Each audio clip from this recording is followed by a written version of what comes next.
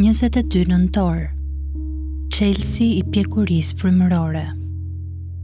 Kurse ushqimi i fortë është për të përsosurit, të cilët, me që janë mësuar, i kanë ndjesitë të stërvitura për të dalluar të mirën dhe të keqen. Hebrejve 5:14. Kjo është e mahnitshme. Mos e humb. Kjo mund të kursejë vite të tëra të çuara dëm. Ky varg po thotë se nëse do të bëhesh i pjekur dhe ti kuptosh e ti vlerësosh mësimet më të forta të fjalës, atëherë kërkohet që qumshti i pasur, ushqyes dhe i çmuar i premtimeve të ungjillit të Perëndis, ti transformojë shqisat e tua morale, mendjen frymërore, që të mund të bësh dallimin mes së mirës dhe së keqes. Ose më lejo ta them ndryshe. Të bëhesh gati për të kënaqur me të gjithë fjalën e Perëndis, nuk është kryesisht një sfidë intelektuale, por së pari një sfidë morale. Se do të hash ushqimin e fortë të fjalës, duhet t'i ushtrosh shqisat e tua frymërore për të zhvilluar një mendje që e bën dallimin mes së mirës dhe së keqes. Kjo është një sfidë morale, jo thjesht intelektuale.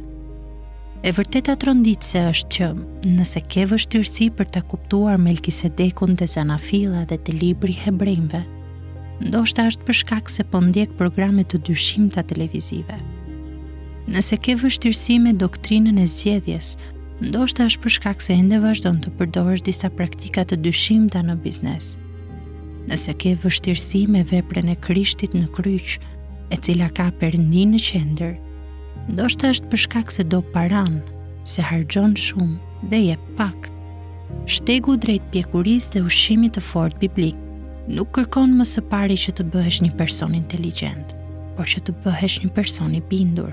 Ajo çfarë bën me alkoolin, seksin, paran, kohën e lirë, ushqimin dhe kompjuterët, si dhe mënyrën se si i trajton të tjerët, ka më tepër lidhje me kapacitetin tënd për ushqim të fortë, sesa me faktin se kush shkon në shkollë apo çfarë libresh lexon. Kjo është tepër e rëndësishme, sepse në shoqërinë tonë jashtëzakonisht teknologjike, kemi prirjen të mendojmë se arsimimi, sidomos arsimimi intelektual, është çelësi drejt pjekurisë. Ka shumë njerëz me doktorat, të cilët mbyten me gjërat e Perëndis për shkak të papjekurisë së tyre.